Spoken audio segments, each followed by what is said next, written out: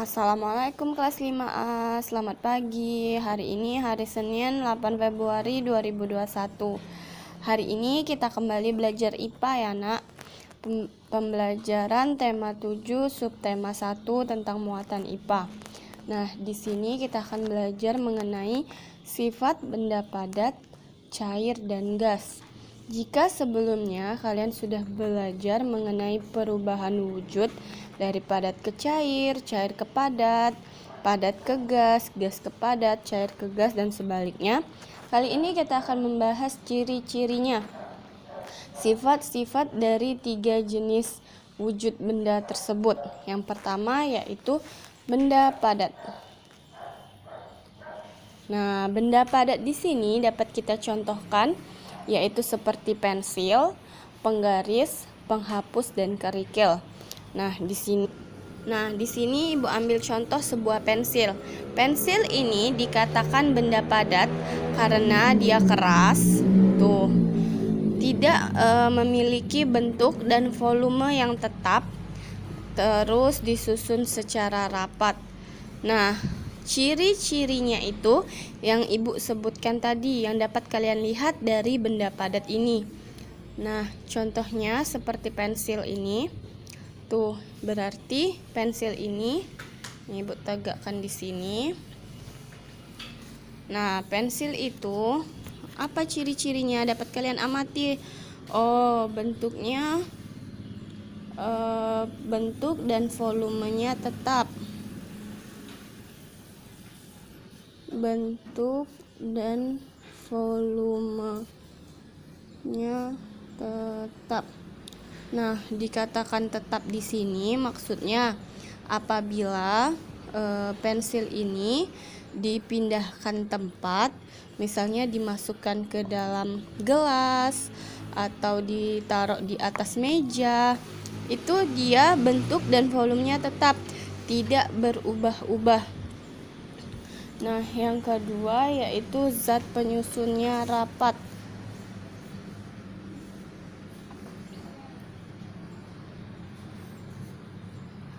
Nah, dikatakan zat penyusunnya rapat di sini dapat kalian lihat bahwa benda padat itu selalu keras karena zat yang menyusunnya itu rapat. Nah, terus kita akan bahas mengenai benda cair. Nah, benda cair di sini bisa Ibu ambil. Benda cair di sini Ibu ambil yaitu sebuah minyak kolon. Nah, ada minyak kolon, ada juga air minum Ibu nih. Nah, ada air putih dan ada minyak kolon. Nah, parfum ini nak. Nah, parfum sama botol air Ibu ini, air yang di dalamnya itu termasuk dalam zat cair. Nah, sehingga dapat kalian amati bagaimana. Nah, ternyata bentuknya berubah-ubah.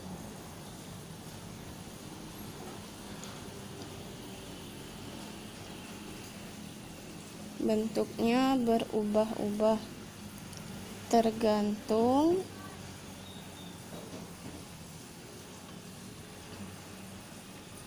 dengan wadahnya.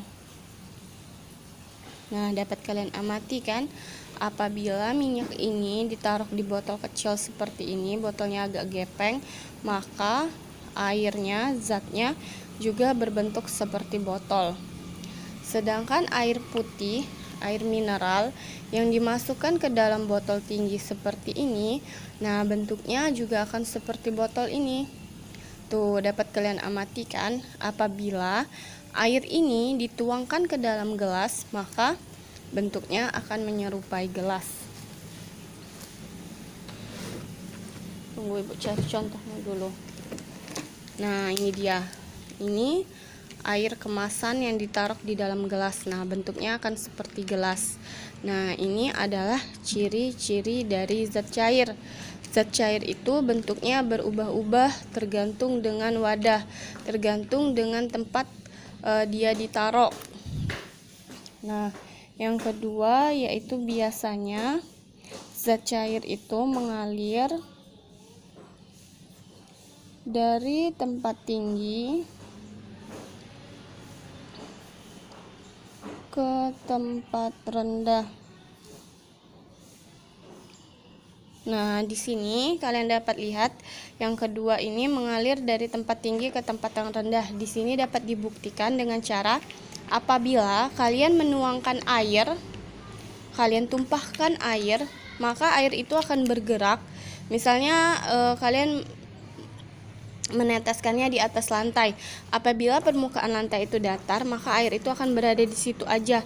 Tapi apabila lantai itu agak sedikit miring, maka air itu akan mengalir ke tempat yang lebih rendah, ke tempat yang miringnya lebih rendah.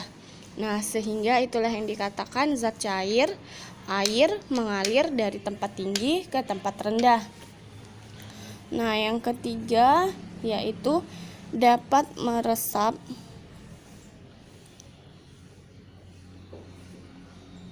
melalui celah-celah kecil.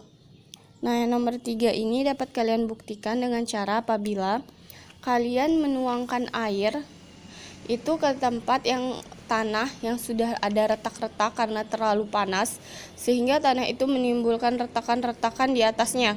Nah, ketika kalian menuangkan air, maka air ini tadi akan masuk ke retakan-retakan tanah yang ada di permukaan tanah itu. Yang bisa kalian coba nomor 3 ini apabila di musim kemarau.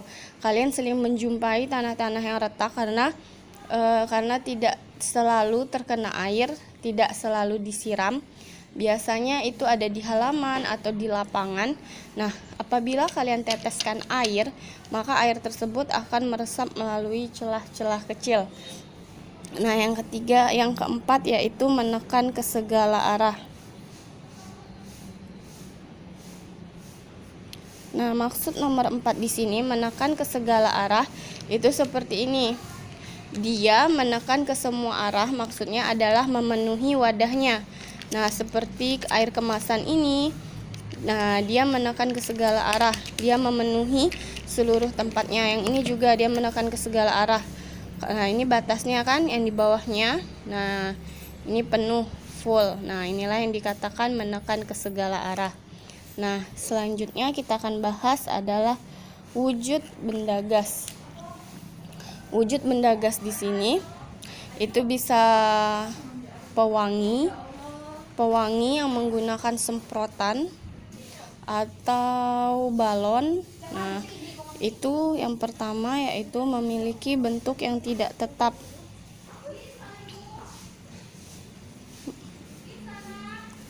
Memiliki bentuk yang tidak tetap.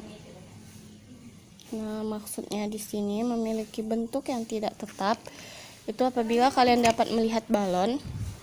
Nah, balon itu apabila bentuknya kan berbeda-beda. Nah, memiliki bentuk yang tidak tetap. Apabila balonnya bulat, maka dia akan berbentuk seperti lingkaran. Ada juga balon yang berbentuk love. Nah, ada juga yang berbentuk kepala beruang. Nah, ini yang dikatakan memiliki bentuk yang tidak tetap. Yang kedua, mengisi seluruh ruang.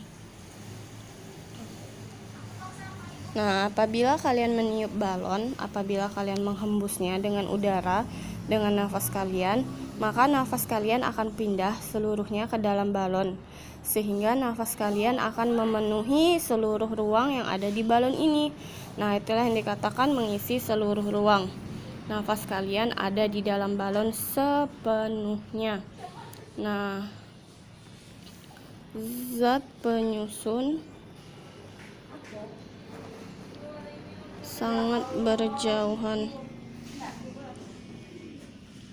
Nah, ini maksudnya adalah zat penyusun sangat berjauhan. Nah, zat penyusunnya di sini, nah seperti ini. Adanya zat di dalam balon. Nah, yang saling berjauhan, mereka tidak berdekatan. Adanya positif dan adanya negatif. Nah, Oke, kita lanjut. Nah, seperti yang dikatakan tadi ya, ini yang terakhir, zat penyusunnya sangat berjauhan. Zat penyusun dari balon itu tidak berdekatan, tapi dia renggang-renggang berjauhan. Nah, selanjutnya kita akan bahas mengenai faktor yang mempengaruhi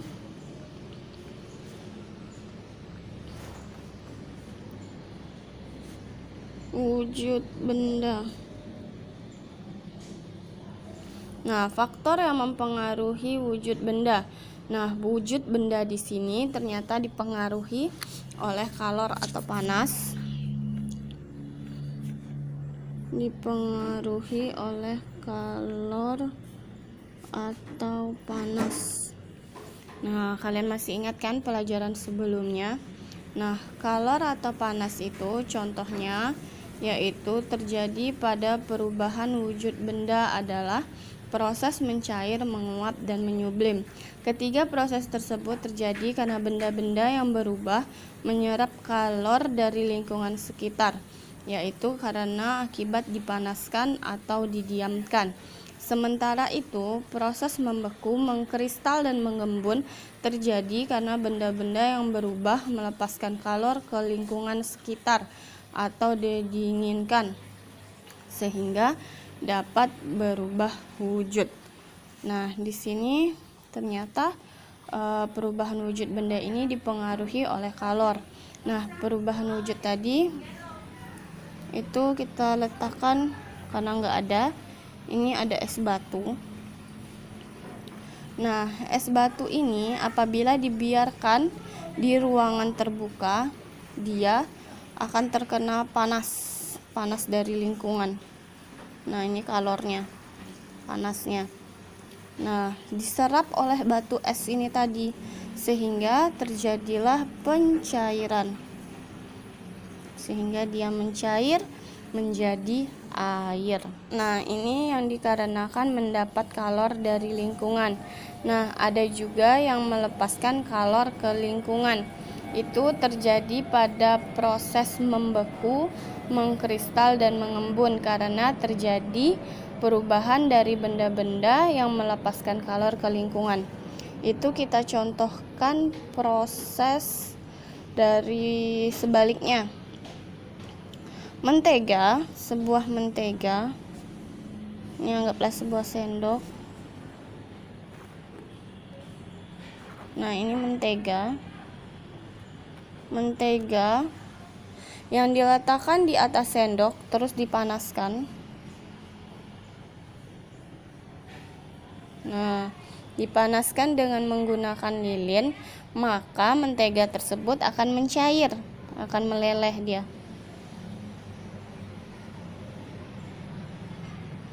Nah, dia akan mencair menteganya. Nah, setelah itu, setelah prosesnya mencair, nah, setelah dipanaskan dia mencair, maka dibiarkan mentega ini tadi.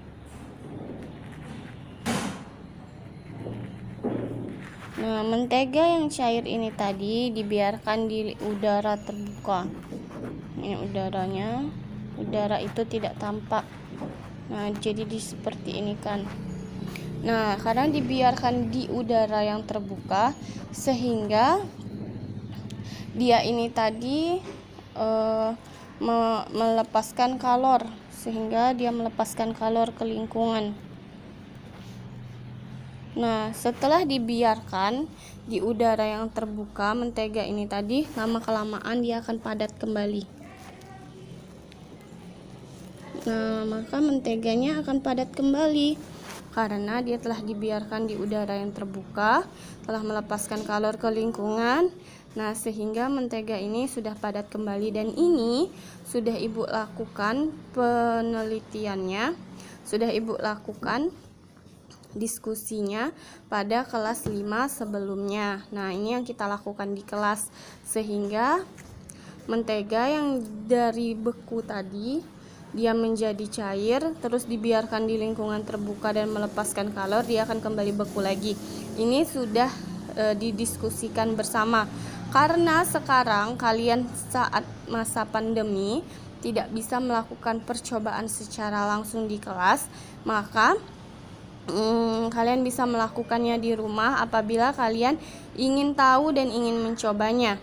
Nah, kalian bisa melihatnya dengan cara meletakkan mentega di atas lilin sampai dia mencair. Setelah dia mencair, kalian letakkan di atas kertas. Itu kalian letakkan mentega yang cair tadi dan kalian angin-anginkan di ruangan terbuka. Maka mentega itu akan padat kembali. Nah, inilah pembelajaran kita hari ini. Semoga anak kelas 5 memahami. Tetap jaga kesehatan, tetap semangat belajar di rumah. Assalamualaikum.